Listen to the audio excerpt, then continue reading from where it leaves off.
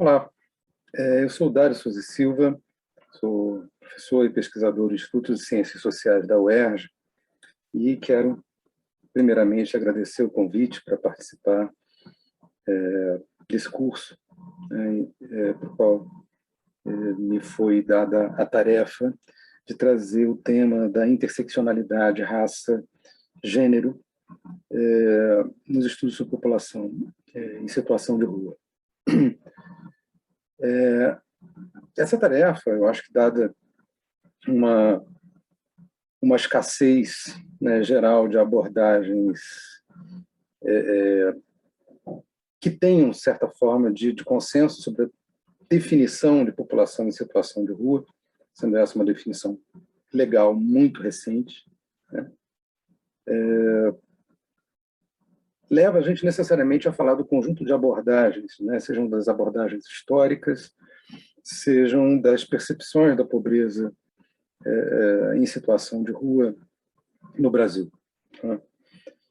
E eu vou configurar, né, essa minha provocação, né, eu não vou trazer para vocês um conjunto muito grande de estatísticas, de dados, de referências metodológicas, né, muito mais fazer provocações que orientem, né, uma consulta ou uma utilização da bibliografia existente, quer sobre o tema específico da população em situação de rua, quer sobre o tema gênero e raça relacionados à pobreza.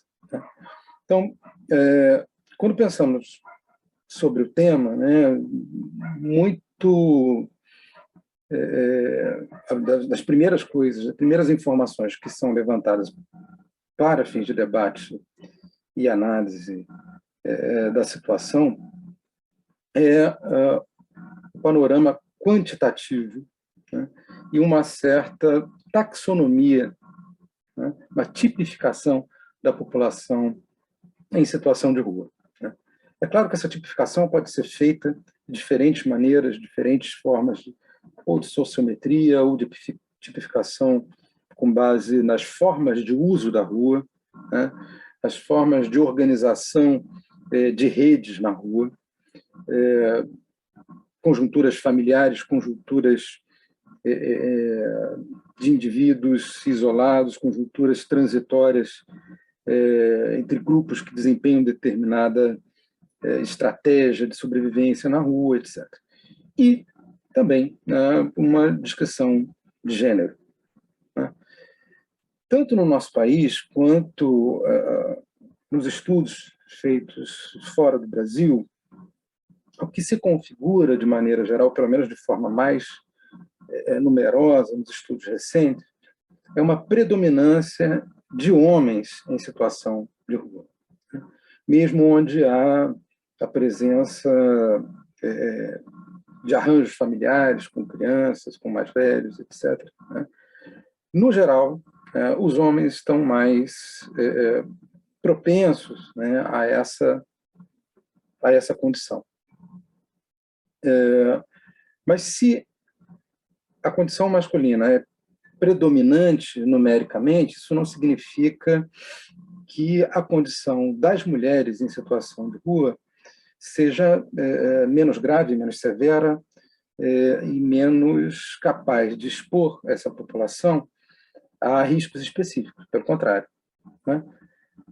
A gente deve interpretar isso como a resultante de uma série de arranjos informais, muitas vezes também envolvendo dinâmicas socialmente perversas, como exploração sexual, exploração do trabalho informal das mulheres muito pobres, e tal, que funciona como um amortecimento, né, dessas mulheres para a condição de rua. Certo? Significa que, vamos lá, né, nós temos antessalas para a situação de rua, né, que, numa primeira mirada, numa primeira olhada, parecem, aspas, preservar as mulheres dessa condição, que não é verdade. Né? Preserva por um lado, expõe por outro. Né? Então, as mulheres muito pobres, que não estão na rua, elas estão sendo absorvidas por condições tão ou mais perversas que envolvem exploração, né? Mas essa exploração vamos entender como um tipo de inserção, né? Ainda que em dinâmicas perversas, que não chega à situação de rua, pensando a situação de rua como uma situação intensa de destituição de recursos, né? E de afastamento de redes. Então, as redes de exploração são, ainda assim, redes, né? Os homens migram, né, ou se movem para a situação de rua em maior número. Essas mulheres que chegam à situação de rua, ou que permanecem, ainda que por algum tempo, nessa condição, experimentam uma série de vulnerabilidades que, no primeiro momento, e claramente, atinge a vulnerabilidade do seu corpo. Certo? Então, estamos falando de uma sujeição diferenciada à violência, né? Não só aquela violência institucional, como a violência que ocorre dentro, né, dos grupos e da população em situação de rua, né? Vulnerabilidade para furtos, para roubos, para violência sexual, de uma maneira muito muito bem registrada na literatura e muitas vezes reportada, né, por aquelas pessoas que se organizam em torno de movimentos de defesa de moradia ou de reivindicação. A gente vai observar que, entre os articuladores, né, de movimentos sociais, há, desproporcionalmente, uma presença muito grande de mulheres, né, talvez, e aqui é uma hipótese exploratória, porque essa minoria quantitativa experimente uma vulnerabilidade mais intensa. Tá? Então, essa é uma primeira chave para a gente entrar no tema. Comecei pelo exemplo de gênero, né? Para a gente falar de uma questão que é estrutural na nossa sociabilidade, na sociabilidade brasileira, que é a desigualdade de cor, né? A desigualdade de tratamento, a desigualdade de acesso a garantias de proteção, a garantias sociais, recursos, né, que impacta a população não branca de uma maneira geral, né, e que dificulta a sua mobilidade ascendente. Tá? Então, o que a gente pode perceber, tanto na situação de gênero quanto na variável cor, né, é que nós, esse é o primeiro ponto que eu quero destacar, podemos perceber uma desigualdade dentro da pobreza, que é o ponto que me interessa como pesquisador e que eu abordo mais a miúde. Né? O que nós estamos dizendo com isso? Né?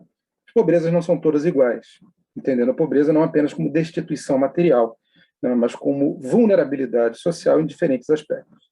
Eu destaquei aqui a violência, né, mas também, e aí eu quero apontar um outro aspecto, para criar um ligame entre essas duas variáveis, tá? Que são as variáveis que, olhando para os dados sobre pobreza, seja pobreza urbana, seja pobreza rural, seja os dados gerais sobre pobreza no Brasil, né, a probabilidade, né, de se encontrar pessoas abaixo da linha de pobreza, sendo não brancas e mulheres, é maior. Tá? Essa probabilidade aumenta para esses dois grupos conjugados quando a gente avança, né, para a linha de miséria. Né? E aí há diferentes percepções sobre o que define essas linhas, o que desenha essas linhas. Né? Se é o critério valor do que consome, seja o critério renda. Em linhas gerais, essas linhas de pobreza e essas linhas de miséria variam. Né? Mas a gente pode entender como indicadores importantes, patamares importantes da destituição. tá? Da pobreza como carência material que, como todos sabemos, expõe a carências de outras naturezas, como eu já falei aqui, né? Então, imaginando que a linha de miséria seja definida, né, pela ausência de recursos garantidores de um mínimo básico para a alimentação, ainda que não estejamos falando exclusivamente de população em situação de rua, né? Abaixo dessa linha, abaixo desse patamar de pobreza, a probabilidade de encontrar indivíduos mulheres e não brancos é maior. Notadamente, a pobreza tem cor e a pobreza tem gênero. Isso é uma coisa que muito se repete no Brasil, né? A situação de rua também, né? Então, note, nós estamos falando do que seria um patamar de classe, né? Dentro desse patamar de classe, nós temos a situação de rua, e dentro da situação de rua, nós temos uma variação de intensidade de experiência com relação à destituição e também, né, de dificuldade em relação à mobilidade ascendente, ou seja, fatores que interferem, impedindo que esta população supere a sua condição de destituição, né? E aí eu vou falar de fatores não exclusivamente econômicos, mas que têm a ver com aquilo que a gente pode focalizar dentro desse tema e dessa definição que avança no Brasil, em Portugal, em outros países, que é a situação de rua, né? Então, não é por uma questão de preciosismo da definição, né? Por que falar situação de rua e não sem teto? Por que falar de situação de rua e não morador de rua, né? Como frequentemente a gente vê na imprensa, né? Não é só uma questão de distinção em termos de vocabulário político ou de preferências A ou B, né? A situação de rua, como vocês sabem, né, é uma definição padronizadora das experiências que não necessariamente tem a ver com a ausência de um teto. Pode haver um teto de referência e uma dependência crônica, uma dependência continuada de permanecer algum tempo na rua, explorando recursos da rua, distantes, temporária ou permanentemente, de uma referência domiciliar, de uma referência familiar, né? Então, incide sobre essa definição, como vocês conhecem, um critério de estratégia e desenho de rede de sobrevivência, certo? A situação de rua é mais do que não ter teto, certo? Então, é pensar a rua como um espaço, né, um campo de sociabilidade, onde pessoas muito empobrecidas ou pessoas muito vulnerabilizadas vão buscar estratégias de sobrevivência. Tá? Então, o foco é nisso, e não especificamente, ainda que a condição de moradia seja importante, a referência domiciliar. E isso importa muito para as diferentes contagens, sociometrias, pesquisas, dando conta disso que eu chamei de um escasso consenso sobre a metodologia que define essa experiência. Mas, no entanto, a gente tem lá, né, uma lei, uma definição para fins de elegibilidade para o tratamento do tema. Ou seja, reconhecido o problema da situação de rua, né, eu preciso definir esse público para incorporá-lo à política. Ou seja, situação de rua é uma luz, é um ponto de observação que dá visibilidade a determinados aspectos desse fenômeno, né? Dentro desses aspectos, nós vamos procurar essa interseccionalidade gênero-cor, né? Ora, se nós estamos falando de políticas, nós estamos falando de elegibilidade para rotinas, né, que focalizem essa população, primeiro para seu conhecimento, primeiro para que elas sejam tornadas visíveis estatisticamente para planejamento e politicamente como questão social. Certo? E esse é o ponto fundamental que eu quero usar como balizamento da provocação que eu vou lhes fazer hoje.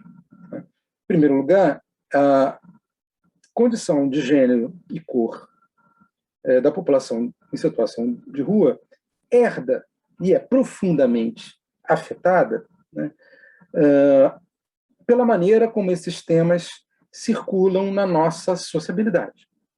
Tá? Então, é dispensável dizer que a nossa sociedade é uma sociedade cheia de preconceitos, né? Fundada por uma noção muito mal disfarçada, né, de patriarcado tradicional, com lugares de gênero, né, e também com lugares de cor hierarquizados na nossa sociedade. Então, não são apenas diferenças. Tá? Essas condições, gênero e cor, são condições de uma hierarquia social que, no Brasil, é tomada como uma regra do jogo, antes de como um problema social. Dizendo de outra maneira e explicando um pouco melhor, né? Quando condições de cor e de gênero classificam e credenciam as pessoas para ocuparem lugares na nossa sociedade, né, o que eu estou dizendo é que há uma concepção aceita por boa parte da população, por boa parte da nossa cultura, e, naturalmente, essas referências migram para dentro da formalização jurídica, para a legislação e para a política, né, que naturalizam uma noção de ordem em que mulheres e negros estão nos seus lugares esperados, né, e uma noção universal de inclusão não precisa ser uma tarefa. Tá? O que eu estou dizendo com isso? Né? Que numa sociedade estruturalmente marcada pelo racismo, né, a existência de uma ordem que vulnerabiliza mais os negros ou que não permite o trânsito social emergente de populações negras não é tida como um problema, certo? Ou não é assumida como um problema da dimensão que ele tem. Tá? Isso é pensar uma sociedade estruturalmente desenhada para admitir critérios racistas, ainda que eles não sejam visíveis ou assumidos dessa forma institucionalmente. Certo? O que nós estamos falando é que a naturalização da desigualdade precede a negligência das políticas e das instituições encarregadas de fazer valer um pacto social inclusivo e universal. Tá? Então, eu tenho uma questão social quando eu tenho um problema a ser resolvido. Tá? Se a desigualdade de cor e se a desigualdade de gênero não são problemas a serem resolvidos, eles vão ser tratados secundariamente, eles vão ser colocados para longe do foco das prioridades políticas. Certo? Ou seja, são aquelas questões que não são abraçadas institucionalmente, ou que recebem um nível de pressão para sua resolução menor. Tá? Então, primeira condição, que é uma condição geral para pobreza em situação de rua, como para a pobreza em geral, é que a condição de destituição econômica é simultaneamente uma condição de destituição política. Certo? Então, de maneira geral, quando a gente fala em sociologia de minorias, e isso é muito importante no diálogo pedagógico que precisamos ter com o senso comum, e às vezes até com a imprensa, né? Quando falamos de negros e mulheres como minorias, nós não estamos nos referindo, como eu disse antes, para os aspectos quantitativos, tá? Para o aspecto populacional. Certo? População negra, população de mulheres é a maioria. Tá? Quando a gente fala de minorias em sociologia, nós estamos falando de pessoas que têm menor condição para interferir na tomada de decisões, ou que ainda são menos elegíveis como questões públicas, como questões a serem apresentadas para a resolução e para a responsabilidade não apenas dos membros desse grupo, Quando eu falo de uma questão social, é uma questão do conjunto da sociedade. Em outras palavras, quando uma sociedade abraça, né, a causa da igualdade de condições de gênero ou da igualdade das condições de cor, de raça, isso faz com que esses problemas que afetam minorias sejam necessariamente, né, questões para quem também não é desse grupo. Certo? Isso configura, uma questão social. Então, falar dos problemas ou das questões características da sociabilidade brasileira, né, que vazam para o campo da política, né, e que interferem nessa elegibilidade de direitos da população em situação de rua, né, nos leva primeiro a discutir, né, o status desse tema na nossa sociedade e na política. Né? E também, eu acho que não em segundo lugar, mas tão importante quanto, né, a conexão que há da desigualdade intrapobreza, ou seja, da vulnerabilidade específica desses grupos, né, e os fatores que comunicam a pobreza, né, como uma questão menos problematizada na nossa sociedade. Certo? Uma sociedade que admite a desigualdade e a pobreza, que são também definições diversas, né?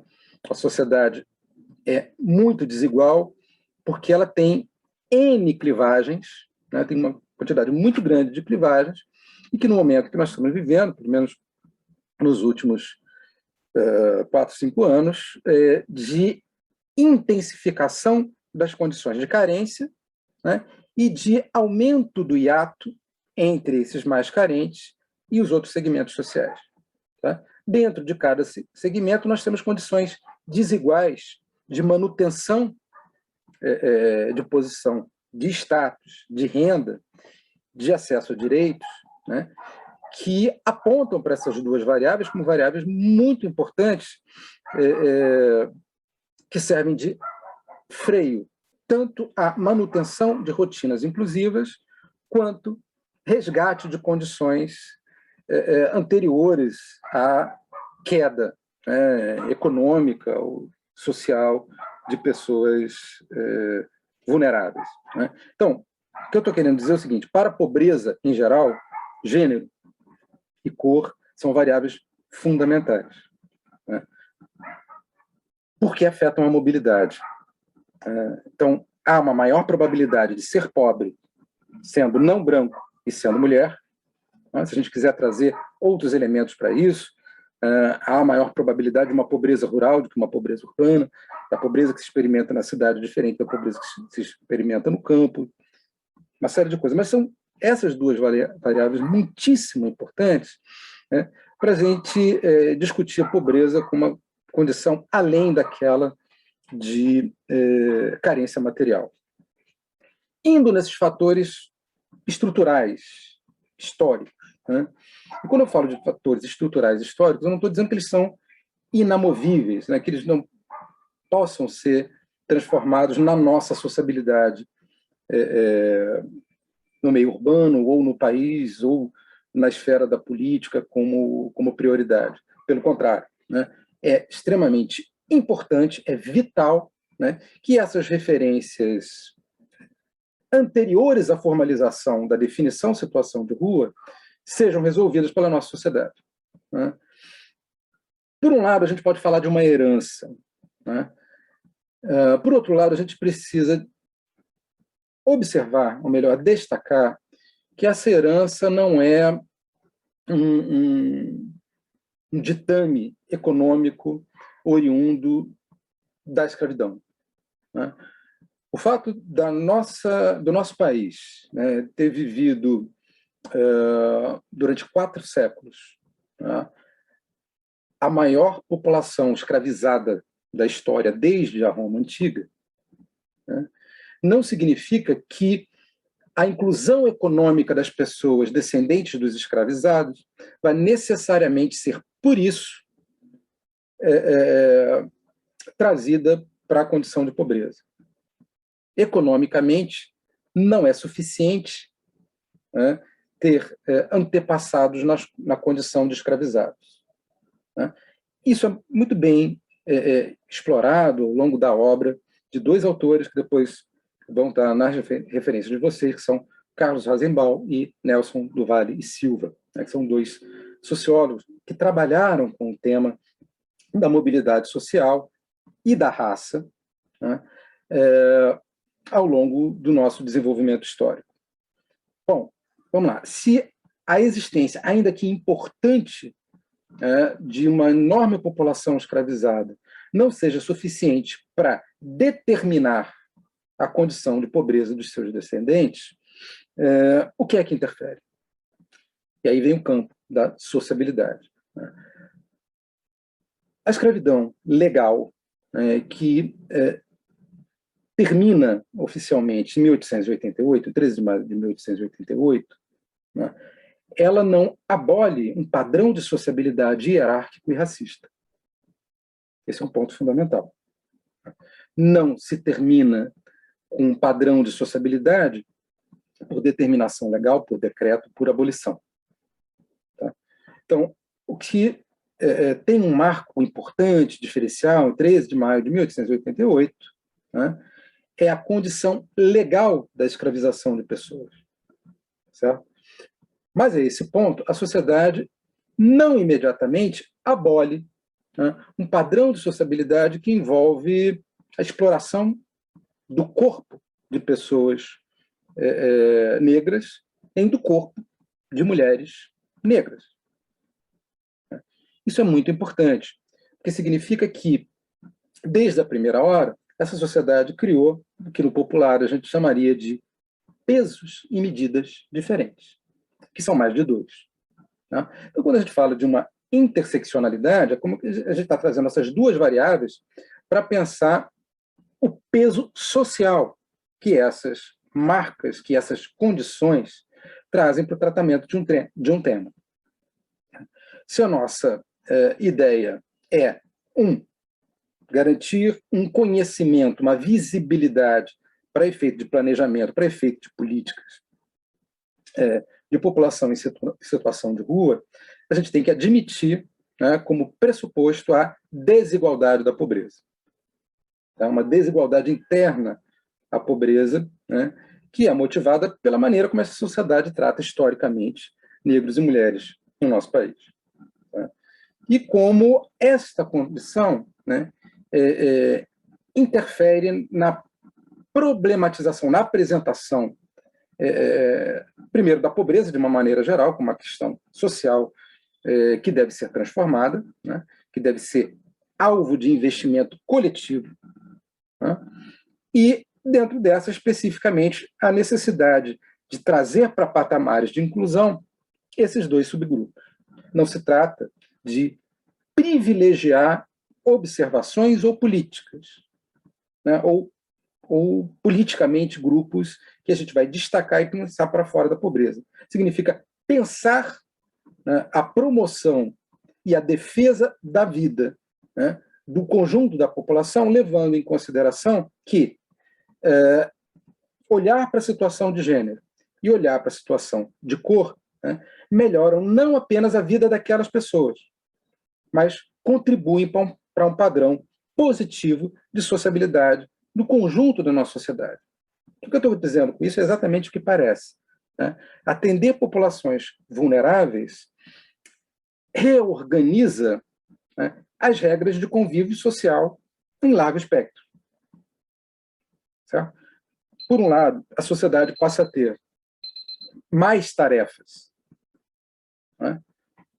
E, com isso, essas tarefas precisam ser atendidas por recursos materiais, recursos políticos, recursos tecnológicos. Né? E aí, nesse ponto, eu quero trazer para a cena, né, algumas chaves de leitura que podem ser interessantes na bibliografia. Né?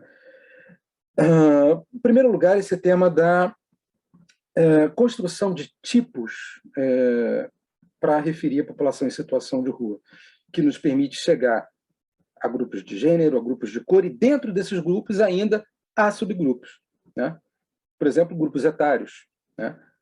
Mulheres negras idosas vivendo na rua, pessoas em condição de uso de drogas recorrente, né?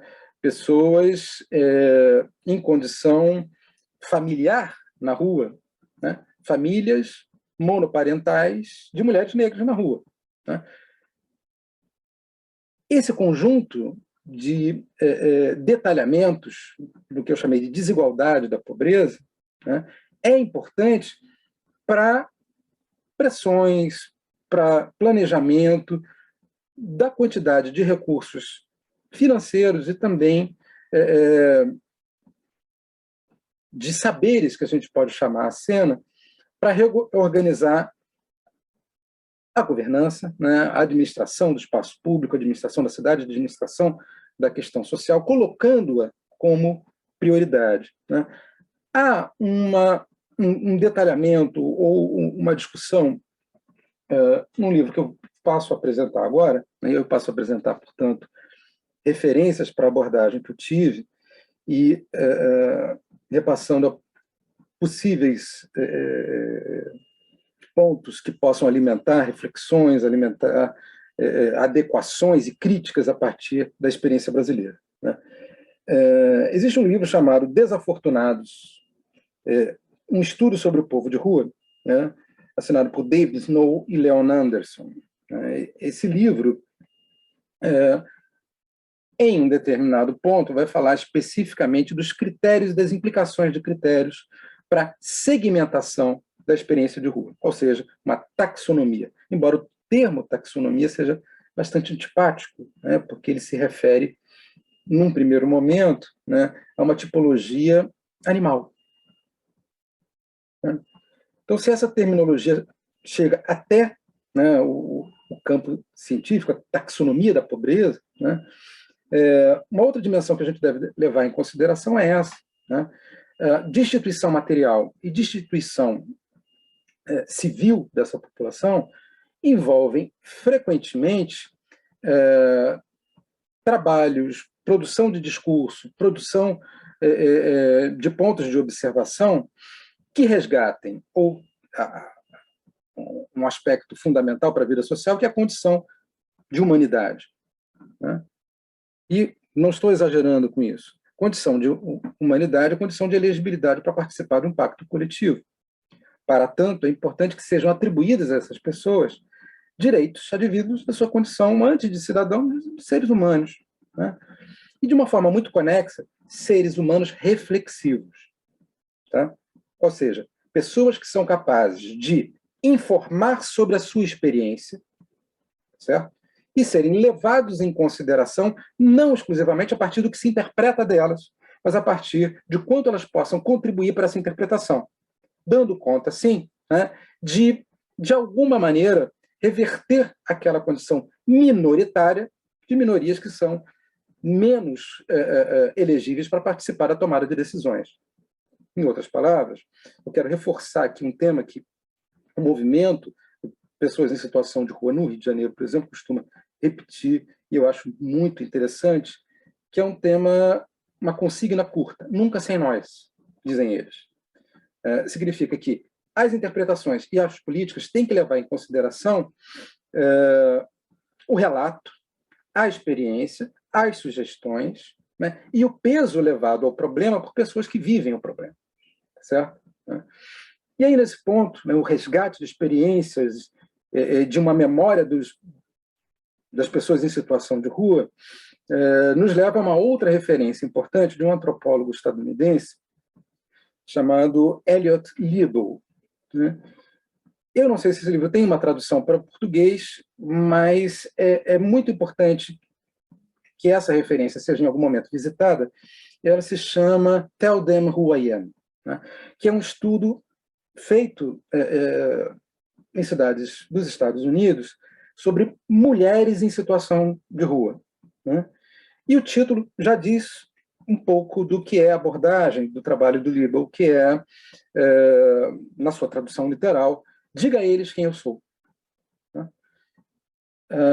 Significa, né, essas pessoas, em especial, nesse caso, mulheres, né, falando da sua experiência específica, né, buscando visibilidade e buscando, com isso, confrontar uma grade de conceitos e preconceitos que, historicamente, afetam mais mulheres. Né? Nós estamos falando de uma grade de tratamento, de uma chave de tratamento da pobreza que envolve o julgamento moral. Né? O julgamento moral da situação de rua como fracasso social, como fracasso moral, como indisciplina, e muitas vezes como loucura, né? Ou uma baixa de reflexividade. Ora, atribuir, né, essa incapacidade social, de se governar é uma forma de lançar uma governança sobre essa população, né, que frequentemente envolve noções que se comunicam com essa organização racista, preconceituosa da nossa sociedade, que é capaz de lançar critérios de mérito para justificar aqueles que não atingiram possibilidades mínimas de inclusão. Ou seja, a responsabilidade sobre a pobreza não sendo uma responsabilidade social, mas algo que se assenta sobre a incapacidade moral, sobre a incapacidade laboral, ou sobre a incapacidade em diferentes campos atribuídos, né, de atividade ou de reação dessas pessoas. Tá? Então, em outras palavras, a gente estaria, de alguma maneira, criticando agora uma leitura de uma cultura da pobreza, né, assumida pelas instituições políticas, pelas instituições públicas e pela nossa sociedade. Né? Em outras palavras, é um problema tão tradicionalmente presente no Brasil, a vida nas ruas, né, que o seu aumento, a sua diminuição, etc., são tolerados como condições, como consequências, como danos colaterais do processo de desenvolvimento, não como questões específicas que se comunicam, né, com a sociabilidade e com a admissão de obrigações públicas de inclusão. Né? Então, eu dei esses dois exemplos para a gente pensar nisso. Né? De fato, quando o primeiro trabalho sociológico importante sobre população em situação de rua, na época ainda não chamada assim, é feita nos Estados Unidos em 1928 por Nels Anderson, um pesquisador sueco que estudou esse fenômeno na cidade de Chicago, ali pela época que antecede e que a década subsequente ao crack da Bolsa, né, de Nova York, um processo de empobrecimento das camadas mais pobres da sociedade americana, ele aborda, sobretudo, a rotina dos homens, né, homens trabalhadores que têm um impacto, né, no seu lugar na família, os seus hábitos, e que acaba atingindo a condição das mulheres a reboque, né, da degradação econômica e social de homens. Né? Esse trabalho se chama Homeless Bohemian, HOBO, né, na sigla, e foi, como eu falei, um trabalho publicado em 1928 sobre população em situação de rua em Chicago, né, e que serve de referência para críticas, para debates metodológicos, para questões como essa que nós estamos falando até hoje. Né? Há uma discussão específica sobre políticas atentas à condição de pobreza e raça, né, que envolvem, né, entre as coisas, o debate sobre cotas raciais, o debate sobre ações afirmativas que não se esgotam nas cotas raciais, né, e que merece também ser abordado por nós, né, que está nessa bibliografia aqui, né, de um sociólogo negro estadunidense chamado William Julius Wilson, né, chama de Truly Disadvantaged, os verdadeiramente desprivilegiados. Na década em que esse livro é escrito, e outra bibliografia mais recente, a partir da década de 90, né, o que se apresenta é o tema da subclasse, né, que é uma tradução do que essa bibliografia chama de underclass, né? Então, a subclasse, né, estaria representada nesses grupos mais propensos à exclusão e mais vulneráveis a uma mobilidade descendente sem possibilidade de retorno ou de superação da situação de carência, né? Dentro da pobreza, né, dentro da pobreza em situação de rua, há ainda o conjunto de abordagens sobre o meio urbano, né, de diferentes cidades no mundo todo, que é abordado por esse autor, chamado Enzo Mingione, né, que trabalha sobre essa perspectiva da subclasse, né? No livro cuja tradução seria Pobreza Urbana e a Subclasse. Como essa definição de subclasse, né, nos ajuda a entender formas diferentes de exploração ou de não elegibilidade para a inclusão, ainda que pela exploração salarial, por exemplo. Estamos falando daquela população que não é lida ou não é entendida como absorvível ao mercado de trabalho, por exemplo. Tá? O que não quer dizer que ela não produza, o que não quer dizer que ela não se comunique, né, com a economia. Nós temos uma economia invisível, movimentada pela população em situação de rua, frequentemente exercida por mulheres em situação de rua, que envolve, por exemplo, a reciclagem de alumínio, né, de latinha de alumínio, né? Bom, essas referências que eu dei são referências gerais, né, desse tema que contribui para a gente iluminar interseccionalidade a partir de uma noção de classe ou ainda de subclasse, de rachadura naquilo que a gente normalmente entende como classe, pelo referencial de status ou pelo referencial econômico, né? Para falar da situação específica do Brasil, eu recomendo esse livro aqui, que eu acho interessante para a gente debater, né, que tem um título forte, propositalmente forte, desse sociólogo Gessé de Souza, né, que se chama A Ralé Brasileira. Como é e como vive, né?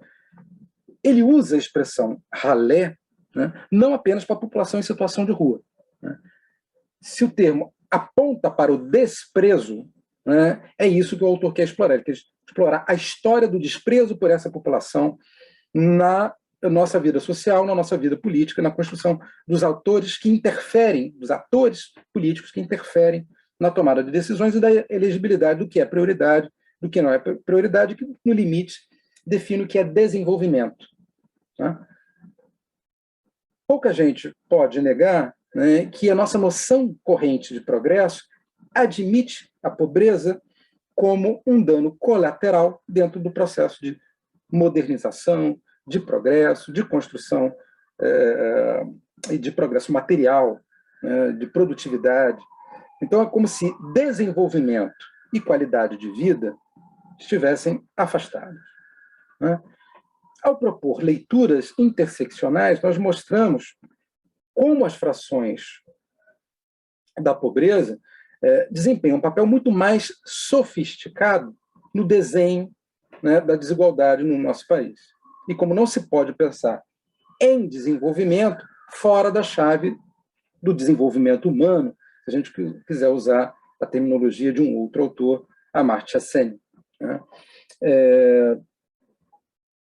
Especificamente, eu queria fazer uma última provocação no tempo que me resta, de uma bibliografia razoavelmente recente, mas muito provocadora, muito interessante, embora ela não trate especificamente da população em situação de rua, né, mas que trata de uma tecnologia de governar os pobres, né, de governar os periféricos, de governar os subalternos, né, que é um tema que nos interessa. Há um ensaio curto, mas muito denso, muito interessante, desse filósofo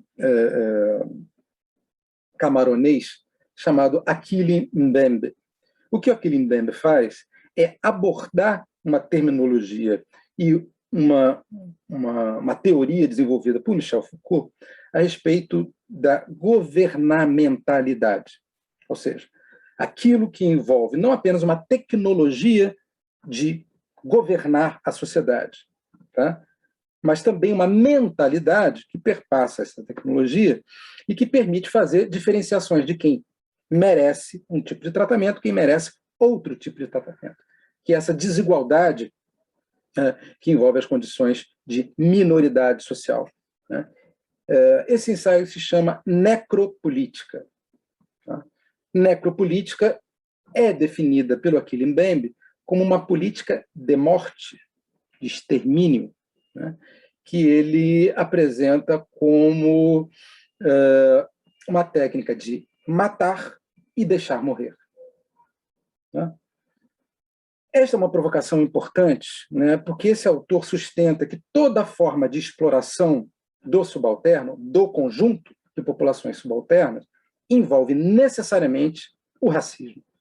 O racismo é a base, é a fundamentação tecnológica para formas de domínio sobre outros corpos, certo? Sobre os corpos de homens e mulheres, sobre os corpos daqueles que estão fora de um círculo protegido, né, pelas instituições, de importância na tomada de decisões e, portanto, que tem um peso social diverso. Né? Nosso país criou, ou recentemente popularizou, a expressão diferenciado, que é específica, que designa outra coisa que não diferente. Né? Diferenciado, acho que pelo sufixo, né, nos sugere que essa pessoa foi, ou pode ser definida como portadora de um critério que a coloca fora do grupo ou sujeita a outras formas de julgamento. Certo?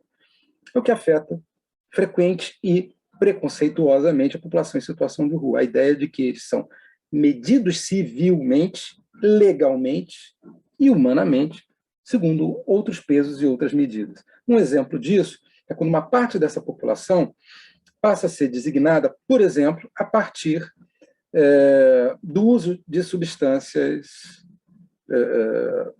entorpecentes ou estupefacientes. Tá? O termo muito comum, pelo menos nas grandes cidades, no Rio de Janeiro, cracudo, né? Generalizando essa definição para todas as pessoas em situação de rua, reduz, tá? É um exemplo de redução, tá? Das experiências, né? E da condição dessas pessoas à substância, né, que alguns deles consomem. Tá? Toda uma discussão a respeito de comércio e uso de drogas em situação de rua nos leva para um outro campo. Tá? Mas o que eu estou tentando focar aqui, e com base muito nas experiências empíricas, né, das pesquisas que eu procurei desenvolver, né, as rotinas que interferem na dificuldade de mobilidade social para fora da situação de rua, né, se tocam, são bloqueadas, né, por essa não problematização da condição de raça e de gênero na nossa sociedade. Quando a gente fala de gênero, estamos falando, eu tenho falado da condição das mulheres, né, mas nós temos também, né, que levar em consideração aquelas pessoas que estão dentro, né, do espectro LGBTQI+. Né? Ainda que eles não nomeiem ou que não tenham politizada essa definição, essa nomenclatura, né, nós temos que entender que a universalização de direito é universalização de direitos para todas as pessoas. E dentro das camadas de vulnerabilidade na situação de rua, nós temos ainda essas pessoas que estão fora, né, de uma chave de identificação e de colocação de posições sociais homem-mulher, né, ou do binário homo-hétero. Certo? Então, olhar para a diversidade, né, é uma maneira, né, de abordar criticamente o tema da desigualdade. Tá? Diversidade aponta para direitos, desigualdade aponta para um problema social. Né? Isso tudo que eu falei, eu acho que esse voo é muito rápido, né, e não tão panorâmico, né, mas utilizando da maneira mais objetiva possível o tempo que me foi dado nesse convite, a qual eu agradeço a generosidade, tem o objetivo de trazer referências, porque toda forma de intervenção, toda forma de debate e todo conhecimento formado sobre a situação de rua precisa necessariamente, primeiro, no nosso país, transformá-la em prioridade. Né? Segundo, né, dentro dessa prioridade, sofisticar os termos com os quais ela é abordada, e a interseccionalidade é absolutamente fundamental nesse ponto. Né? E, por fim, né, a necessidade de criarmos um conjunto de conhecimentos, né, envolvendo como atores, como agentes, dentro da sua potência política, para, mais do que falar da sua própria experiência, a partir da sua experiência, criticar e gerar sugestões dos padrões de sociabilidade que afetam o conjunto da sociedade. Eu vou repetir aqui um ponto, né, que é focar no específico, melhora a condição de visibilidade, a condição do debate, a qualidade do debate e a condição de vida de todas as pessoas. Então, situação de rua, com a clivagem, cor e gênero, não é uma sofisticação de cientista, é uma absoluta emergência em termos civilizacionais. Certo? Não admitir que a nossa sociedade pratica negligências seletivas, né, sobre pessoas em situação de rua, sobre mulheres e sobre a população negra, é uma questão absolutamente emergente, né, para a melhoria da nossa sociedade como um todo. Né?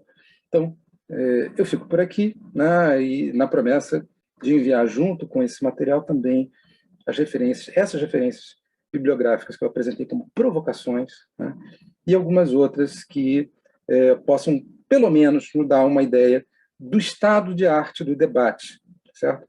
Eu privilegiei a noção de underclass ou subclass para, dentro dela, né, pensar a interseccionalidade, certo? Fico por aqui agradecendo a vocês a atenção e também o eventual retorno que possam me dar desse conteúdo, que eu não qualificaria como uma aula, mas como uma provocação, certo? Um abraço. Até mais ver.